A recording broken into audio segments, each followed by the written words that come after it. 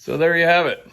The project is still moving along, a little bit slower than I would like it to be, but it's still moving. The wheels are turning, and I hope to have some more visible things that I can show you soon, so that we can get into some more of the fun parts of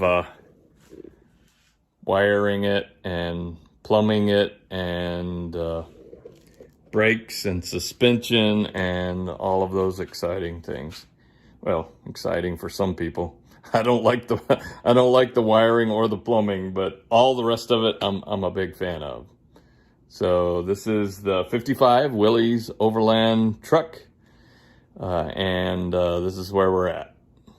One of the things I wanted to talk to you guys about is which one of these rust converters, rust stop, would you guys say is the best? Now, my goal, if you haven't seen any of the videos before, is for this thing to keep as much of this amazing patina as possible. It's red primer with a teal top coat. It's the original. So I need to be able to seal up some of the more rusty spots, and the most rusty being here in the bed. It's not rusted out. There's still a lot of metal there, but it's pretty rusted. I did test one of them. This is more of an acid application, and that's the first one I've tested. I'm gonna do 3 or 4 different tests. These are the ones that have been suggested to me so far, and the one I applied there is this rust conversion compound, rust mort. Definitely a chemical reaction. I could smell the acid base of that chemical going down, and I could see it bubbling on some of the thicker rust as well. So we'll see. You guys tell me, what's the best at keeping it from rusting anymore and filling up these metal spots, sections where look like somebody tried to do some body work there.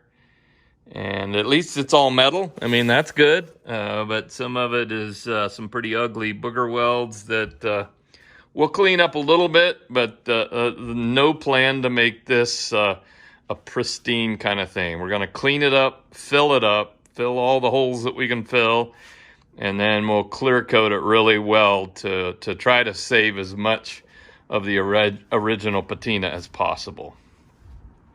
So all the body mounts are in. As soon as I get the motor back, we'll need to begin to mock up motor mounts. If you look on the frame here, you will see some of the marking and work we've done. The motor mounts used to be right up to the back of that cross member, and now they're going to be moving back about 7 inches to give us the right distance we need from the radiator. So the radiator I did receive, and we'll go about mocking up the mount for that. But I've also got on the list a condenser fan that's going to fit perfectly in front of it, inside the grill there. I've got to get that mounted, mocked up and mounted. And all of that while, I don't know if you see here, but this bulges way in here. The old, I think where Jeep got their original big bulgy headlights is right here. So this cuts way back into this space, and I'll have to work all of that out so we can get the hoses coming in and out of that condenser. Because I live in the desert in Arizona, and yes, I don't do vehicles without AC. So as I said, body mounts are mostly in. I've got a couple to do yet on the bed, and then I can begin to mock up some of the other parts. And in the meantime, I'm trying to find the best fillers and other body tools to make it look as natural as possible, but not over cleaning it up. So I'd like to fill those holes up, but not necessarily fix everything that doesn't have paint on it. I'll grind up and smooth out where I can. The other big project will be cleaning up and completely redoing this firewall. I'll strip everything off of that and put new sheeting in, and we'll get that looking really nice. The cab and the engine bay, I plan on making it look as clean and modern as I possibly can. I want this vehicle to be a very reliable Overland Willys truck, because it is a Willys Overland. So what better to do with it than to put some bed drawers in it, and I've got some ideas I'll share about a rack system that I'll hide with some rails back here, but I'm getting ahead of myself. So I have rust mort, I have coral seal, and pour 15. I have either from other videos or people who work with body work. These have been suggested, so you guys tell me what's the best one out there.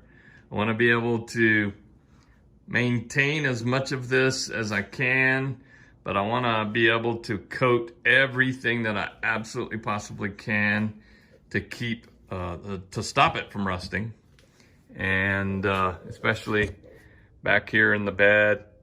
It's only rusted through in a couple spots right there in the corner where they reinforced it back in the day, and then the rest of this, there's plenty of metal, it's just fairly rusted, and I need to stop that rust and seal it up so that when we do our work on it, whether we put drawers in there or whatever it is that we do, that we don't have to worry about it rusting out on us. One of the things that we'll be working on is basically these wheels are what came on the Blazer frame, and I will be eliminating those. My goal will be to go to a more offset wheel as much as I can and still get a good turning radius and not rub, and a narrower tire as well.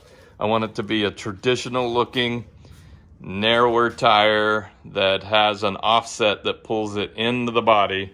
I am not a big fan of the Matchbox toy looking wheels sticking way out.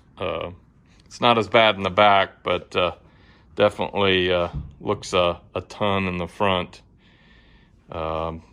This is a Dana 44 front and a 10-bolt rear, and they are geared at 410, and they have lockers as well.